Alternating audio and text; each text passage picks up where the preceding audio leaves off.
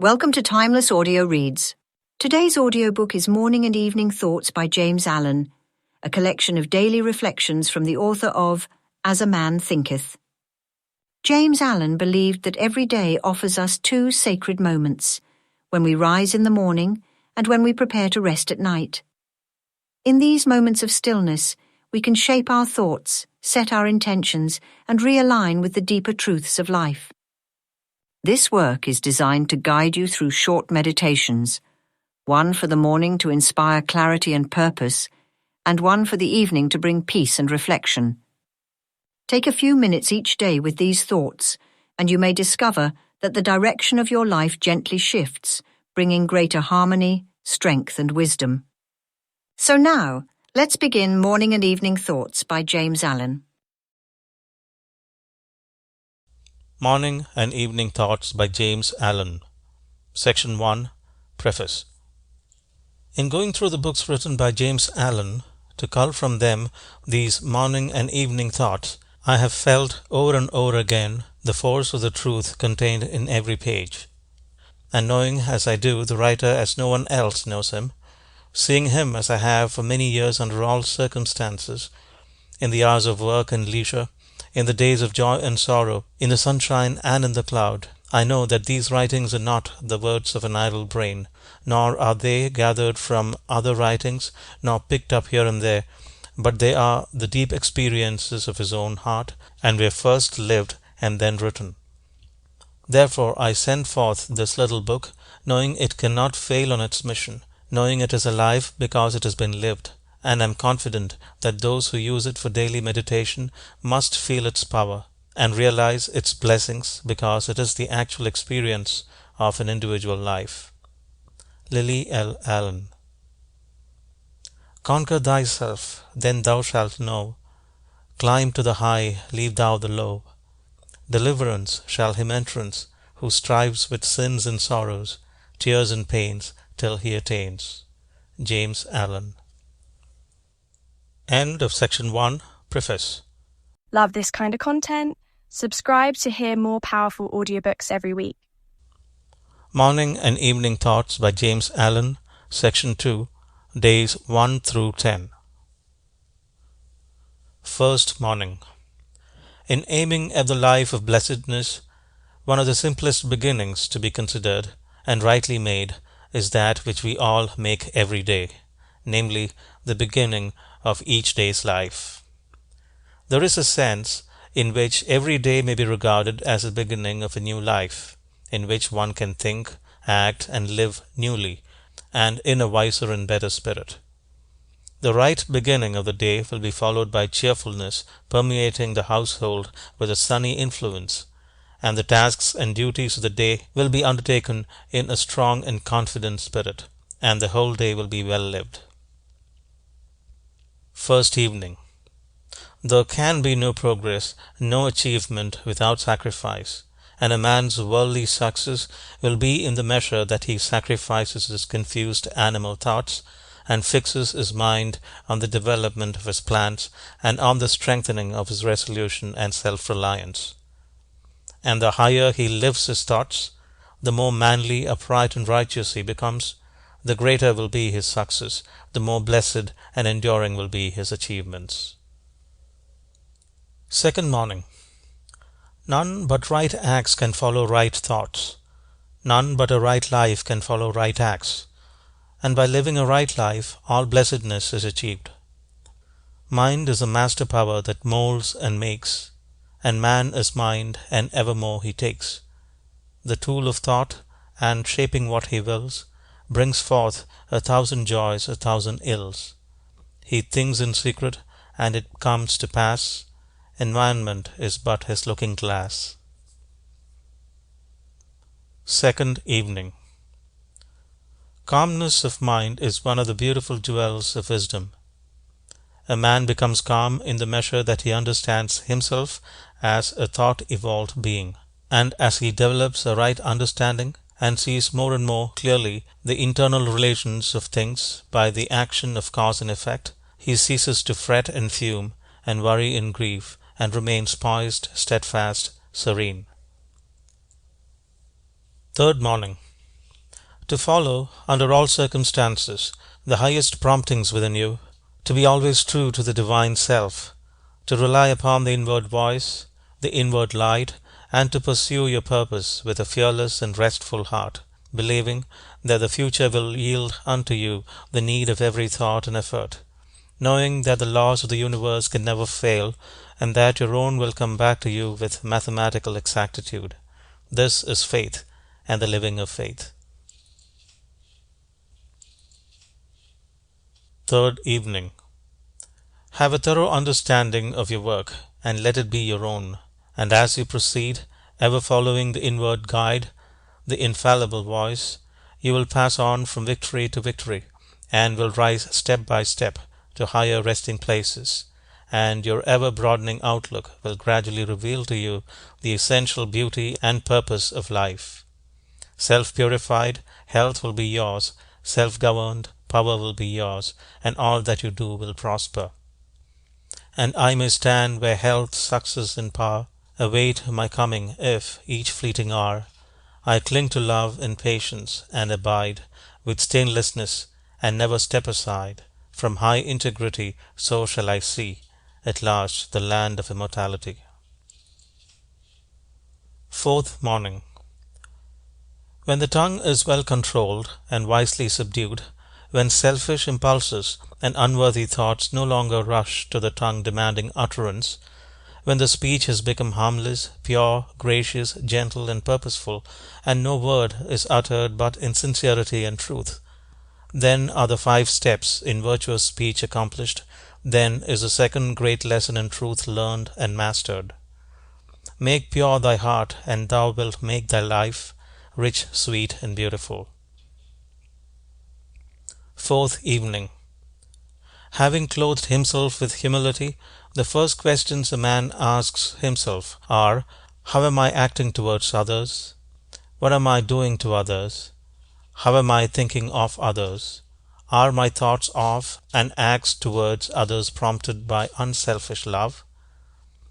As a man in the silence of his soul asks himself these searching questions, he will unerringly see where he has hitherto failed.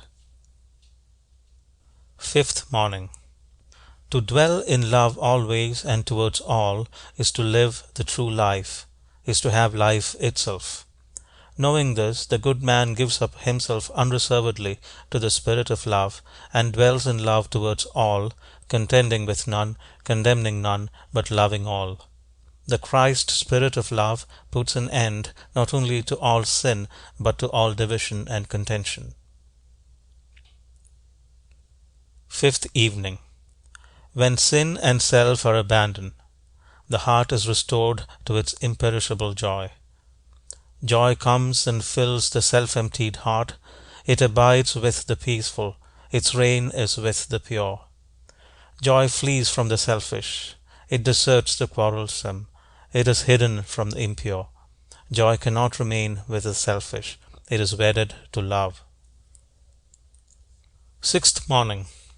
In the pure heart there is no room left where personal judgments and hatreds can find lodgment, for it is filled to overflowing with tenderness and love. It sees no evil, and only as men succeed in seeing no evil in others will they become free from sin and sorrow and suffering. If men only understood that the heart that sins must sorrow, that the hateful mind tomorrow reaps its barren harvest weeping, starving, resting not, nor sleeping, tenderness would fill their being. They would see with pity's seeing, if they only understood. Sixth evening. To stand face to face with truth, to arrive, after innumerable wanderings and pains, at wisdom and bliss, not to be finally defeated and cast out, but to ultimately triumph over every inward foe, such is man's divine destiny, such his glorious goal, and this every saint, sage, and Saviour has declared.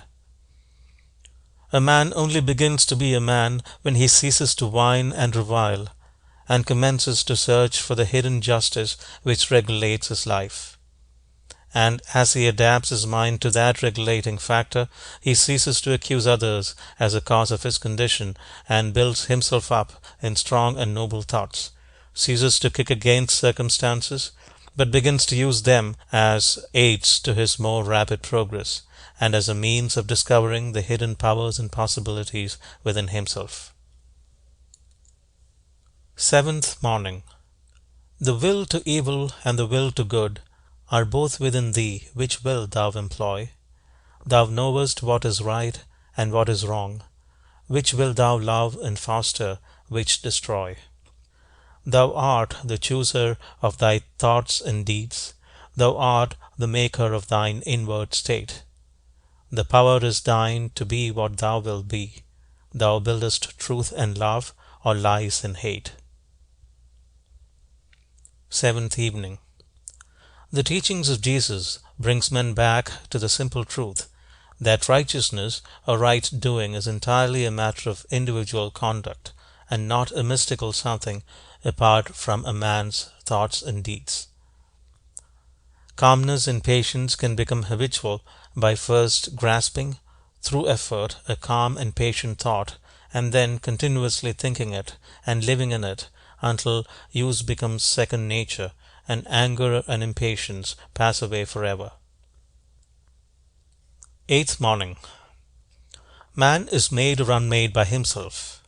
In the armory of thought he forges the weapons by which he destroys himself. He also fashions the tools with which he builds for himself heavenly mansions of joy and strength and peace. By the right choice and true application of thought, man ascends to the divine perfection. By the abuse and wrong application of thought, he descends below the level of the beast. Between these two extremes are all the grades of character, and man is their maker and master. As a being of power, intelligence, and love, and the lord of his own thoughts, man holds the key to every situation. Eighth evening. Whatsoever you harbor in the inmost chambers of your heart will, sooner or later, by the inevitable law of reaction, shape itself in your outward life. Every soul attracts its own, and nothing can possibly come to it that does not belong to it. To realize this is to recognize the universality of divine law. If thou wouldst right the world, and banish all its evils and its woes, make its wild places bloom, and its drear deserts blossom as a rose, then right thyself. Ninth morning. Whatever conditions are rendering your life burdensome, you may pass out of and beyond them by developing and utilizing within you the transforming power of self-purification and self-conquest. Before the divine radiance of a pure heart, all darkness vanishes and all clouds melt away. And he who has conquered self has conquered the universe. He who sets his foot firmly upon the path of self-conquest, who walks aided by the staff of faith, the highway of self-sacrifice, will assuredly achieve the highest prosperity and will reap abounding and enduring joy and bliss. Ninth evening. It is the silent and conquering thought forces which bring all things into manifestation. The universe grew out of thought. To adjust all your thoughts to a perfect and unswerving faith in the omnipotence and supremacy of good is to cooperate with that good and to realize within yourself the solution and destruction of all evil. To mentally deny evil is not sufficient. It must, by daily practice, be risen above and understood.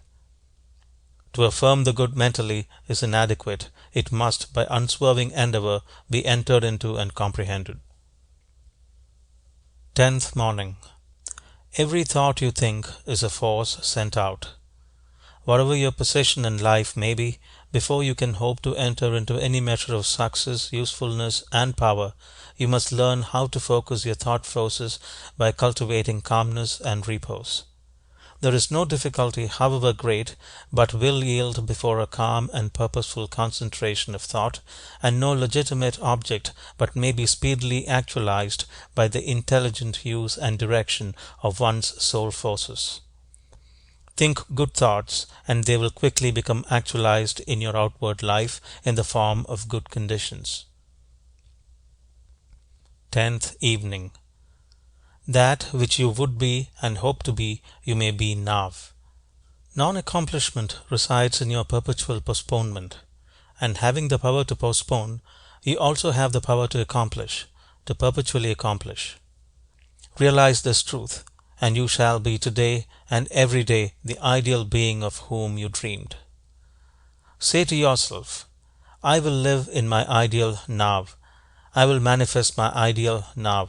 I will be my ideal now. And all that tempts me away from my ideal, I will not listen to. I will listen only to the voice of my ideal.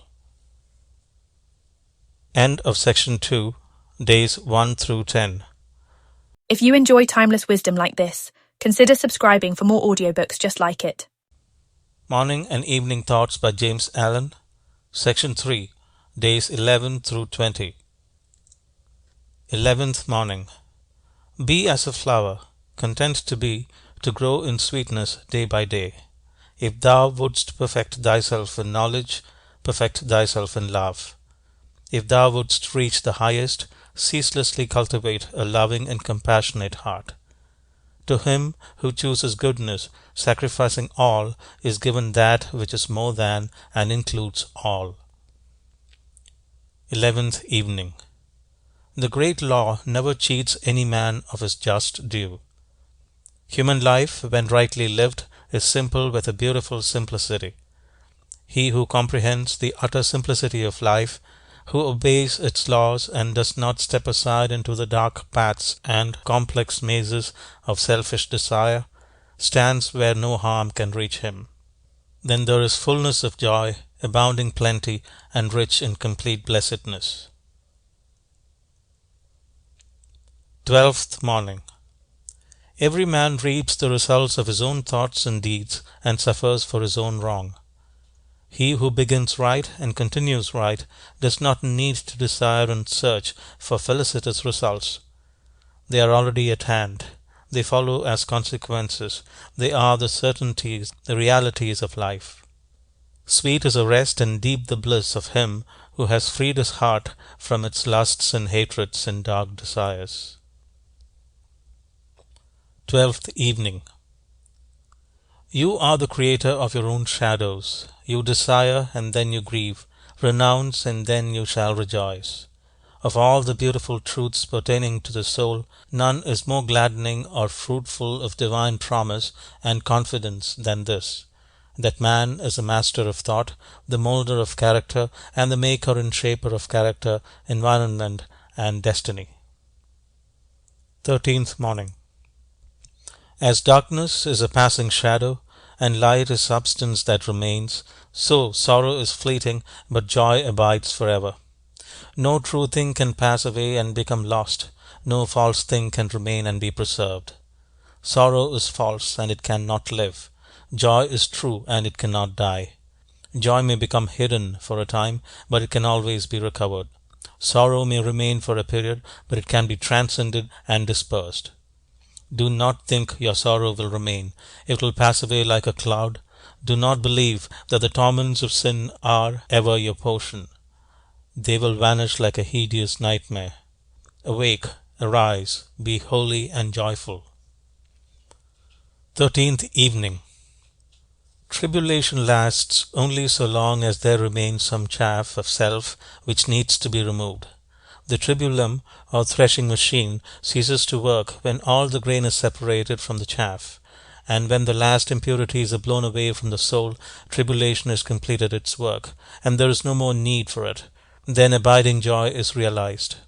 The sole and supreme use of suffering is to purify, to burn out all that is useless and impure. Suffering ceases for him who is pure. There can be no object in burning gold after the dross had been removed. 14th morning. In speaking of self-control, one is easily misunderstood. It should not be associated with destructive repression, but with a constructive expression.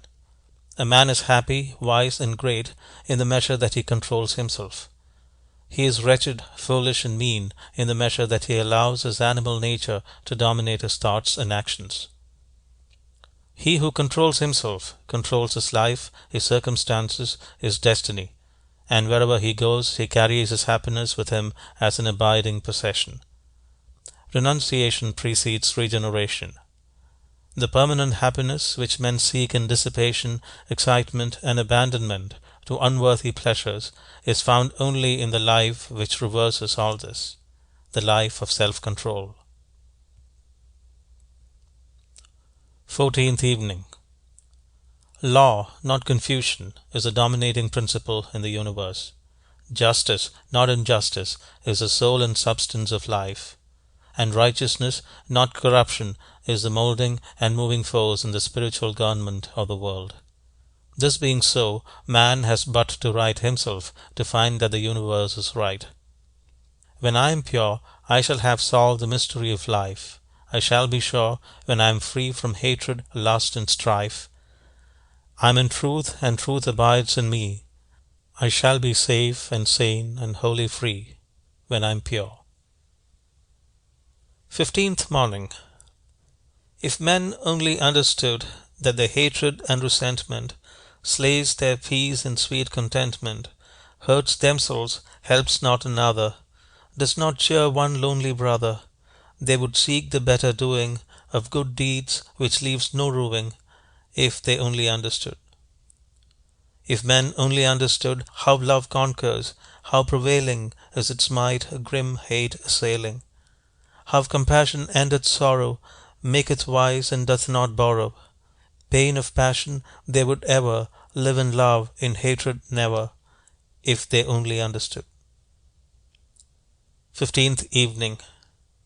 The grace and beauty that were in Jesus can be of no value to you, cannot be understood by you, unless they are also in you, and they can never be in you until you practice them, for, apart from doing, the qualities which constitute goodness do not, as far as you are concerned, exist.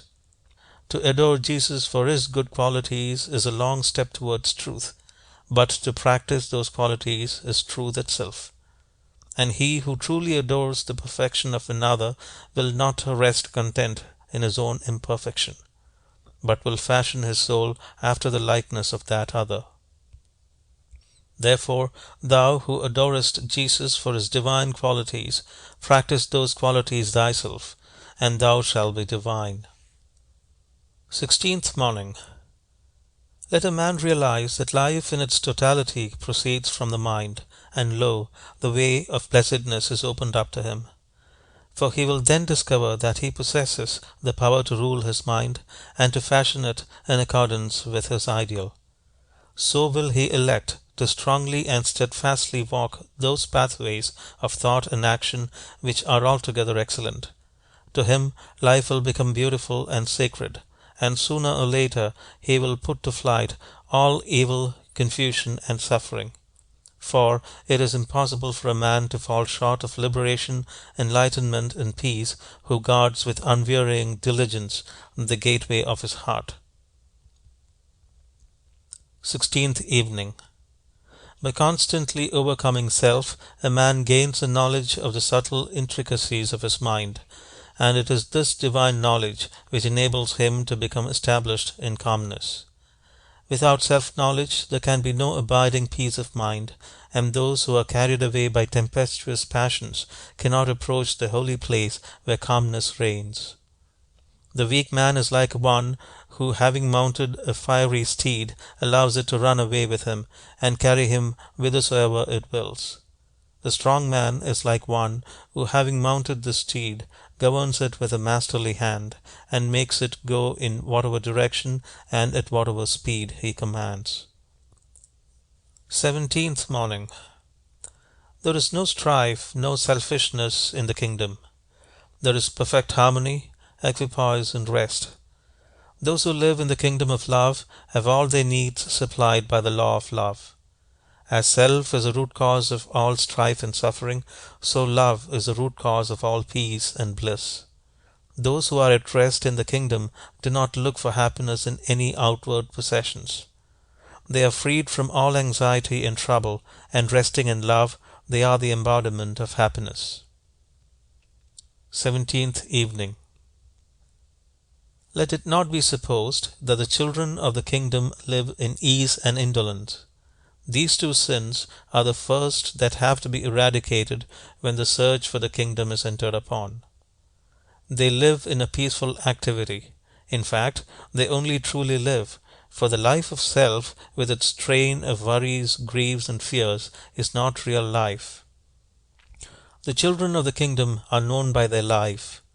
They manifest the fruits of the Spirit: love, joy, peace, long-suffering, kindness, goodness, faithfulness, meekness, temperance, self-control, under all circumstances and all vicissitudes.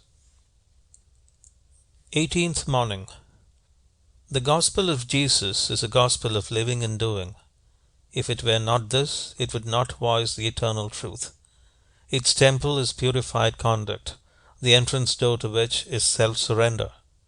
It invites men to shake off sin, and promises, as a result, joy and blessedness and perfect peace. The kingdom of heaven is perfect trust, perfect knowledge, perfect peace. No sin can enter therein. No self-born thought or deed can pass its golden gates. No impure desire can defile its radiant robes. All may enter it who will, but all must pay the price, the unconditional abandonment of self. 18th Evening. I say this, and know it to be truth, that circumstances can only affect you in so far as you allow them to do so. You are swayed by circumstances because you have not a right understanding of the nature, use, and power of thought. You believe, and upon this little word belief hang all our joys and sorrows, that outward things have the power to make or mar your life. By so doing you submit to those outward things, confess that you are their slave, and they your unconditional master. By so doing you invest them with a power which they do not of themselves possess, and you succumb in reality not to the circumstances, but to the gloom or gladness, the fear or hope, the strength or weakness, which your thought sphere has thrown around them. 19th Morning. If you are one of those who are praying for and looking forward to a happier world beyond the grave, here is a message of gladness for you. You may enter into and realize that happy world now. It fills the whole universe, and it is within you, waiting for you to find, acknowledge, and possess. Said one who understood the inner laws of being, when men shall say, Lo here, or Lo there, go not after them. The kingdom of God is within you. 19th Evening. Heaven and hell are inward states. Sink into self and all its gratifications, and you sink into hell. Rise above self into that state of consciousness which is the utter denial and forgetfulness of self, and you enter heaven. So long as you persist in selfishly seeking for your own personal happiness, so long will happiness elude you, and you will be sowing the seeds of wretchedness. In so far as you succeed in losing yourself in the service of others, in that measure will happiness come to you, and you will reap a harvest of bliss. 20th Morning. Sympathy given can never be wasted. One aspect of sympathy is that of pity. Pity for the distressed or pain-stricken, with a desire to alleviate or help them in their sufferings. The world needs more of this divine quality. For pity makes the world soft to the weak and noble for the strong. Another form of sympathy is that of rejoicing with others who are more successful than ourselves, as though their success were our own. 20th Evening. Sweet are companionships, pleasures, and material comforts, but they change and fade away. Sweeter still are purity, wisdom, and the knowledge of truth, and these never change nor fade away. He who has attained to the possession of spiritual things can never be deprived of his source of happiness. He will never have to part company with it, and wherever he goes in the whole universe he will carry his possessions with him. His spiritual end will be the fullness of joy. End of Section 3, Days 11 through 20. Love this kind of content? Subscribe to hear more powerful audiobooks every week. Morning and Evening Thoughts by James Allen, Section 4, Days 21 through 31. 21st Morning. Let your heart grow and expand with ever-broadening love, until, freed from all hatred and passion and condemnation, it embraces the whole universe with thoughtful tenderness. As the flower opens its petals to receive the morning light, so open your soul more and more to the glorious light of truth. Soar upward on the wings of aspiration. Be fearless and believe in the loftiest possibilities. 21st Evening. Mind clothes itself in garments of its own making. Mind is the arbiter of life. It is the creator and shaper of conditions, and the recipient of its own results. It contains within itself both the power to create illusion and to perceive reality. Mind is an infallible weaver of destiny. Thought is a thread, good and evil deeds are the warp and the woof, and the web woven upon the loom of life is character. Make pure thy heart, and thou wilt make thy life rich, sweet, and beautiful, unmarred by strife. 22nd Morning. Cherish your visions, cherish your ideals, cherish the music that stirs in your heart, the beauty that forms in your mind, the loveliness that drapes your purest thoughts, for out of them will grow all delightful conditions, all heavenly environment.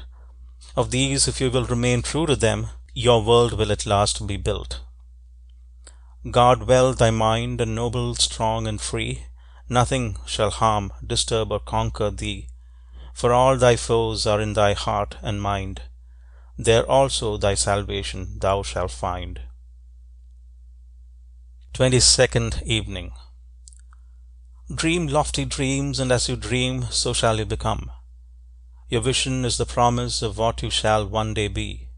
Your ideal is the prophecy of what you shall at last unveil.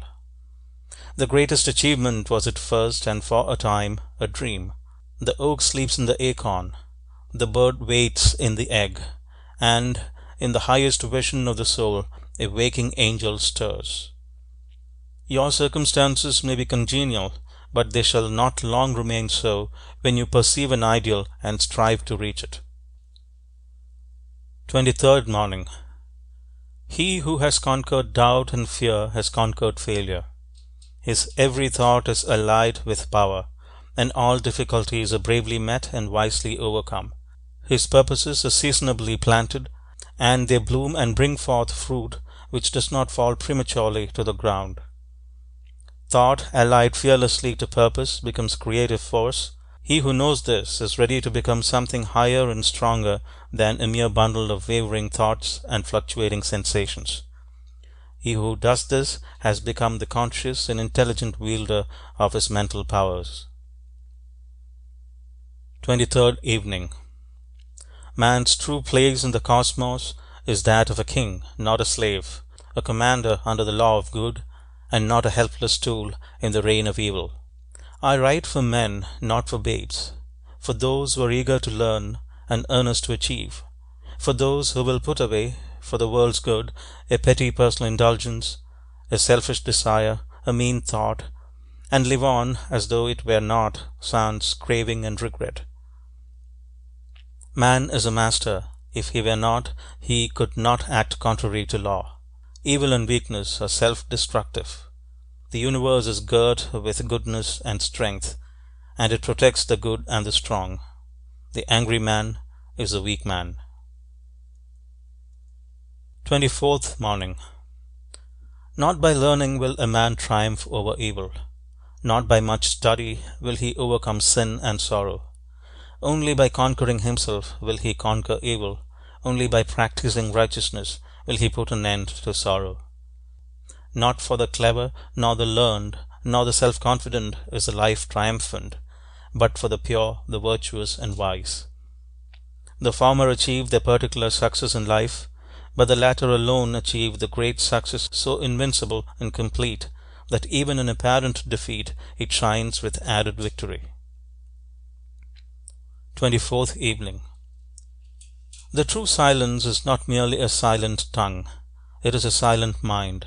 To merely hold one's tongue, and yet to carry about a disturbed and rankling mind, is no remedy for weakness, and no source of power. Silentness, to be powerful, must envelop the whole mind, must permeate every chamber of the heart. It must be the silence of peace. To this broad, deep, abiding silentness a man attains only in the measure that he conquers himself. 25th morning. By curbing his tongue, a man gains possession of his mind. The fool babbles, gossips, argues, and bandies words. He glories in the fact that he has had the last word, and has silenced his opponent. He exults in his own folly, is ever on the defensive, and wastes his energies in unprofitable channels. He is like a gardener who continues to dig and plant in unproductive soil. The wise man avoids idle words, gossip, vain argument, and self-defense. He is content to appear defeated, rejoices when he is defeated, knowing that, having found and removed another error in himself, he has thereby become wiser. Blessed is he who does not strive for the last word. 25th evening. Desire is the craving for possession. Aspiration is the hunger of the heart for peace. The craving for things leads ever farther and farther from peace, and not only ends in deprivation, but is in itself a state of perpetual want. Until it comes to an end, rest and satisfaction are impossible. The hunger for things can never be satisfied, but the hunger for peace can, and the satisfaction of peace is fully possessed, when all selfish desire is abandoned. Then there is fullness of joy, abounding plenty, and rich and complete blessedness. 26th morning. A man will reach the kingdom by purifying himself, and he can only do this by pursuing a process of self-examination and self-analysis. The selfishness must be discovered and understood before it can be removed. It is powerless to remove itself, neither will it pass away of itself. Darkness ceases only when light is introduced, so ignorance can only be dispersed by knowledge, selfishness by love. A man must, first of all, be willing to lose himself, his self-seeking, before he can find himself, his divine self. He must realize that selfishness is not worth clinging to, that it is a master altogether unworthy of his service, and that divine goodness alone is worthy to be enthroned in his heart as a supreme master of his life. 26th evening. Be still, my soul, and know that peace is thine. Be steadfast, heart, and know that strength divine belongs to thee. Cease from thy turmoil, mind, and thou the everlasting rest shalt find. If a man would have peace, let him exercise the spirit of peace. If he would find love, let him dwell in the spirit of love. If he would escape suffering, let him cease to inflict it. If he would do noble things for humanity, let him cease to do ignoble things for himself. If he will but quarry the mine of his own soul, he shall find there all the materials for building whatsoever he will, and he shall find there also the central rock on which to build in safety. 27th morning. Men go after much company, and seek out new excitements, but they are not acquainted with peace. In diverse paths of pleasure they search for happiness, but they do not come to rest. Through diverse ways of laughter and feverish delirium they wander after gladness and life, but their tears are many and grievous, and they do not escape death. Drifting upon the ocean of life in search of selfish indulgences, men are caught in its storms, and only after many tempests and much privation do they fly to the rock of refuge which rests in the deep silence of their own being. 27th evening. Meditation, centered upon divine realities, is the very essence and soul of prayer. It is the silent reaching upward of the soul towards the eternal. Meditation is the intense dwelling in thought upon an idea or theme with the object of thoroughly comprehending it. And whatsoever you constantly meditate upon, you will not only come to understand, but will grow more and more into its likeness, for it will become incorporated with your very being, will become in fact your very self. If, therefore, you constantly dwell upon that which is selfish and debasing, you will ultimately become selfish and debased. If you ceaselessly think upon that which is pure and unselfish, you will surely become pure and unselfish. 28th morning. There is no difficulty, however great, but will yield before a calm and powerful concentration of thought, and no legitimate object but may be speedily actualized by the intelligent use and direction of one's soul forces. Whatever your task may be, concentrate your whole mind upon it. Throw into it all the energy of which you are capable. The faultless completion of small tasks lead inevitably to larger tasks. See to it that you rise by steady climbing, and you will never fall. 28th evening. He who knows that love is at the heart of all things, and has realized the all-sufficing power of that love, has no room in this heart for condemnation. If you love people and speak to them with praise until they in some way thwart you, or do something of which you disapprove, and then you dislike them and speak of them with dispraise, you are not governed by the love which is of God. If in your heart you are continually arraigning and condemning others, selfless love is hidden from you. Train your mind in strong, impartial, and gentle thought. Train your heart in purity and compassion. Train your tongue to silence and to true and stainless speech. So shall you enter the way of holiness and peace, and shall ultimately realize the immortal love. 29th morning. If you would realize true prosperity, do not settle down, as many have done, into the belief that if you do right everything will go wrong. Do not allow the word competition to shake your faith in the supremacy of righteousness. I care not what men may say about the laws of competition, for do not I know the unchangeable law, which shall one day put them all to rout, and which puts them to rout even now in the heart and life of the righteous man? And knowing this law, I can contemplate all dishonesty with undisturbed repose, for I know where certain destruction awaits it. Under all circumstances, do that which you believe to be right, and trust the law. Trust the divine power which is immanent in the universe, and it will never desert you, and you will always be protected. 29th evening. Forget yourself entirely in the sorrows of others and in ministering to others, and divine happiness will emancipate you from all sorrow and suffering. Taking the first step with a good thought, the second with a good word, and the third with a good deed, I entered paradise. And you also enter paradise by pursuing the same course. Lose yourself in the welfare of others. Forget yourself in all that you do. This is a secret of abounding happiness. Ever be on the watch to guard against selfishness, and learn faithfully the divine lessons of inward sacrifice. So shall you climb the highest heights of happiness, and shall remain in the never-clouded sunshine of universal joy, clothed in the shining garment of immortality. 30th morning. When the farmer has tilled and dressed his land and put in the seed, he knows that he has done all that he can possibly do, and that now he must trust to the elements, and wait patiently for the course of time to bring about the harvest, and that no amount of expectancy on his part will affect the result. Even so, he who has realized truth goes forth as a sower of the seeds of goodness, purity, love, and peace, without expectancy, and never looking for results, knowing that there is the great overruling law which brings about its own harvest in due time, and which is alike the source of preservation and destruction. 30th evening. The virtuous put a check upon themselves, and set a watch upon their passions and emotions. In this way they gain possession of the mind and gradually acquire calmness. And as they acquire influence, power, greatness, abiding joy, and fullness and completeness of life.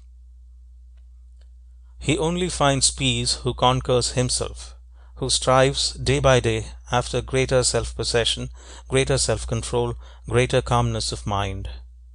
Where the calm mind is, there is strength and rest. There is love and wisdom. There is one who has fought successfully innumerable battles against self, who, after long toil in secret against his own failings, has triumphed at last. 31st Morning. Sympathy, bestowed, increases its store in our own hearts and enriches and fructifies our own life. Sympathy given is blessedness received. Sympathy withheld is blessedness forfeited. In the measure that a man increases and enlarges his sympathy, so much nearer does he approach the ideal life, the perfect blessedness. And when his heart has become so mellowed that no hard, bitter, or cruel thought can enter and detract from its permanent sweetness, then indeed is he richly and divinely blessed. 31st Evening. Sweet is the rest and deep the bliss of him who has freed his heart from its lusts and hatreds and dark desires. And he who without any shadow of bitterness resting upon him, and looking out upon the world with boundless compassion and love, can breathe in his inmost heart the blessing, peace unto all living things, making no exceptions or distinctions. Such a man has reached that happy ending which can never be taken away, for this is the perfection of life, the fullness of peace, the consummation of perfect blessedness. End of Section 4, Days 21 through 31. Morning and Evening Thoughts by James Allen. End of Morning and Evening Thoughts by James Allen.